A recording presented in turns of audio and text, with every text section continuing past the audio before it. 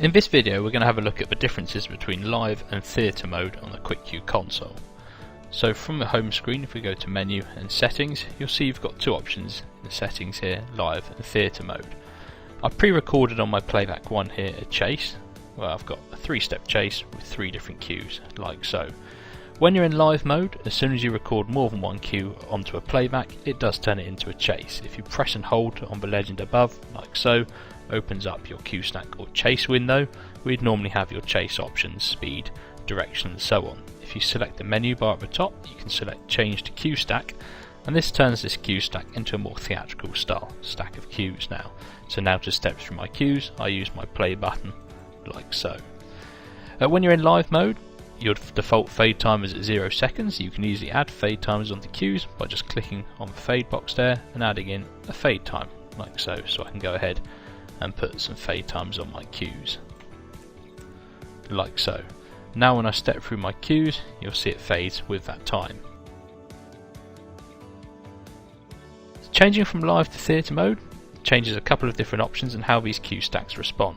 So if I now go to settings and change into theatre mode, the first change you'll notice is that your playback 2 fader is now a crossfader for your first cue stack.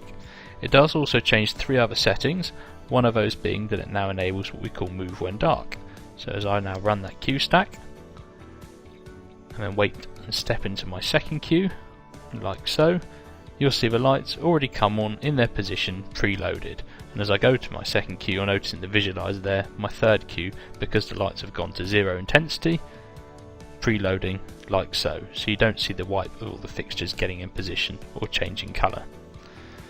The other thing you'll notice is that when I bring the playback down, it doesn't automatically release the playback. What that means is those fixtures are still held in that colour and position like so. So if I grab my spots and switch them on, you'll see they are still in the last used position there. They haven't gone back to their default value. The third thing that being in theatre mode also changes is it changes the default 3-second fade for any new cues recorded. So if I select my fixtures here, switch them on, let's say put a colour in, record onto the cue stack here, clear my programmer, open up the cue stack, you'll notice it's already got a default 3-second fade time. If I was in live mode, it wouldn't have had that 3-second fade. We can look at what happens if we go back to live mode again, and you can flip these settings at any point. So I can change back to live mode, you'll see I've now got cue stack and I can use this as a separate playback again now.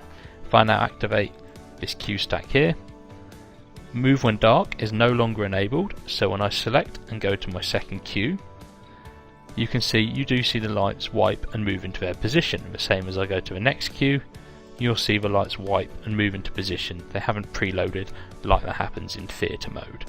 The preload in theatre mode will only happen if the fixture's intensity is at 0% or not included in that cue. If it's anything above 0, they won't preload.